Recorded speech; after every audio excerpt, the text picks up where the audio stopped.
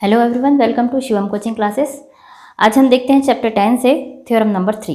Theorem number 3 is any triangle which has equal sides will have equal angles opposite to this.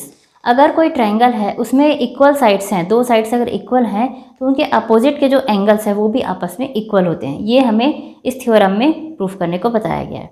ठीक है, तो इसके लिए देखिए हमने क्या किया। We have taken isosceles triangle ABC। हमने एक आइसोसेलेस ट्राइंगल लिया। आइसोसेलेस ट्राइंगल मीन्स जिसके दो साइड्स आपस में इक्वल होते हैं। तो यहाँ पर AB is equals to AB, ये आइसोसेलेस ट्राइंगल है। गिवन है हमारे पास AB is equals to AC। Isosceles कहने का मतलब हुआ है कि यही कि इसके दो साइड्स आपस में इक्वल है, तो AB is equals to AC। To proof हमें प्रूफ क्या करना है, angle B is equals to angle C। देखिए AB के अपोजिट में है एंगल C और AC के अपोजिट में है एंगल B। तो हमें ये प्रूफ करना है कि एंगल B एंगल C के इक्वल है अगर AB is equals to AC हो तो। ठीक है, अब ये प्रूफ करने के लिए देखिए हम क्या करेंगे। We draw a angle bisector of angle A। हमें एंगल A का बाइसेक्टर ड्रॉ करना है। बाइसेक्टर ड्रॉ करने का मतलब होता है कि हमें एंगल A को दो इक्वल एंगल्स में डिवाइड करना है। तो एंगल BA, अब इसे हम ले लेते हैं D। Angle BAD is equal to angle CAD। इस तरह से हमें इसे डिवाइड करना है कि एंगल BAD और CAD इक्वल हों, है ना।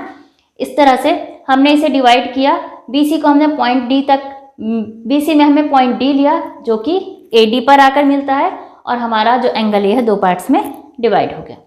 After angle bisector we can see two triangles. अब हमें यहाँ पर दो ट्राइंगल्स दिखाई दे रहे हैं। ठीक है, अब अगर हम इन दो ट्राइंगल्स में देखें, ट्राइंगल BAD और ट्राइंगल CAD, इसमें अगर हम कंपेयर करते हैं तो देखिए क्या होता है। इसमें कंपेयर करने पर AB is equal to AC, side AB is equal to AC। एक ट्राइंगल का साइड AB है, दूसरे ट्राइंगल का एक साइड है AC। ठीक है, ये हमें गिवन है। इसके बाद angle BAD is equal to angle CAD। हमने कंस्ट्रक्ट ही ऐसा किया है कि BAD और CAD इक्वल है, तो इसे हम लिख सकते हैं by construction angle BAD is equal to angle CAD। फिर अब AD देखिए, दोनों ही ट्राइंगल्स में कॉमन पार्ट है AD, कॉमन साइड है AD is equal to AD, common side या कॉमन आर्म। अब देखिए हमारे पास एक साइड और ये दूसरा साइड और ये तीसरा एक एंगल, तो एक साइड फिर एंगल फिर एक साइड, ये हमारे इक्वल हैं इन दोनों ट्राइंगल्स में। तो हम कह सकते हैं कि triangle BAD congruent triangle CAD। कौन सी कॉन्ग्रुएंसी हो यहाँ पर, साइड, ये एक साइड, एंगल, सॉरी साइड और ये एंगल और ये साइड, साइड एंगल और साइड, SAS कॉन्ग्रुएंसी से हमारा ट्राइंगल BAD और ट्राइंगल CAD हुए कॉन्ग्रुएंट। तो बाय CPCT हम कह सकते हैं angle B is equal to angle C। अगर किसी दो ट्राइंगल को हम कॉन्ग्रुएंट प्रूफ कर लेते हैं तो उसके बाकी के जो बचे हुए साइड्स और एंगल्स होते हैं वो भी आपस में इक्वल होते हैं। बाय CPCT हम इसे बता सकते हैं कि ये भी इक्वल है। CPCT का फुल फॉर्म आप जानते होंगे, corresponding parts of congruent triangles, मतलब कॉन्ग्रुएंट ट्राइंगल्स के कॉरेस्पॉन्डिंग पार्ट्स भी आपस में इक्वल होंगे। तो देखिए ये थ्योरम हमने प्रूव कर दिया कि आइसोसेलेस ट्राइंगल्स में या फिर आइसोसेलेस ट्राइंगल्स या फिर हमें अगर दो साइड्स इक्वल है तो उनके अपोजिट के जो एंगल्स हैं वो भी आपस में इक्वल होंगे। ठीक, नेक्स्ट है theorem number 4। If two angles of a triangle are equal then the sides opposite to this must be equal. अगर दो एंगल्स किसी ट्राइंगल के इक्वल हैं तो उनके जो अपोजिट में जो साइड्स हैं वो भी आपस में इक्वल होंगे।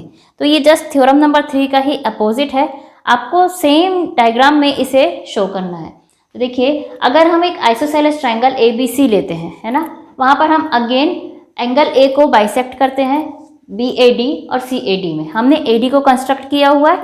ठीक है, सेम चीज़ें आपको यहाँ पर करनी है। AD हमें कंस्ट्रक्ट करना है BAD इक्वल CAD रख के। ठीक है, अब यहाँ पर हमें गिवन क्या है, angle B is equal to angle C। Angle B और एंगल C इक्वल है, ये हमें बताया गया है। हमने ले लिया given angle B is equal to angle C। To proof AB is equal to AC, हमें प्रूफ करना है AB is equal to AC है। तो in triangle BAD and triangle CAD, BAD और CAD में हम कंपेयर करते हैं तो angle B is equal to angle C given. Next angle BAD और एंगल CAD इक्वल है, बाय कंस्ट्रक्शन हमने इनको इक्वल बनाया हुआ है, बाय कंस्ट्रक्शन आ गया ये। अब थर्ड हमारा है AD is equal to AD, side AD हमारा कॉमन आर्म है तो ये होगा इक्वल कॉमन, ये हम यहाँ लिख लेते हैं common arm. Therefore triangle BAD congruent triangle CAD, हमने ट्राइंगल BAD और CAD को कॉन्ग्रुएंट हम कह सकते हैं, क्यों? क्योंकि इसका एक एंगल, दूसरा एंगल और तीसरा साइड ये इक्वल है, तो बाई ASA कॉन्ग्रुएंसी ये हमारा कॉन्ग्रुएंट प्रूफ होता है। ठीक है, अब जब हमारे ये दो ट्राइंगल्स कॉन्ग्रुएंट प्रूफ हो गए तो उसके बाकी के जो साइड्स और एंगल्स हैं, जो बाकी कॉरेस्पॉन्डिंग साइड्स और एंगल्स हैं, वो भी आपस में इक्वल होंगे। So AB is equal to AC by CPCT, हम कह सकते हैं कि ये इक्वल हैं। ठीक है, तो स्टूडेंट्स ये तो थे हमारे दो थ्योरम्स। नेक्स्ट थ्योरम्स को हम देखते हैं नेक्स्ट वीडियोस में। Till then bye bye and thank you.